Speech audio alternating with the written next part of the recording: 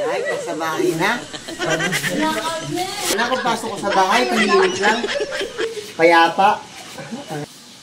Ay, salamat. Nasa loob na ng bahay. Pahingan. Pagod ako sa trabaho. Sakto. Empelay. Empelay. Tanggalin ang sapatos. Tanggalin ang medyas. At uminom na. Emperador. Banayan. Yan.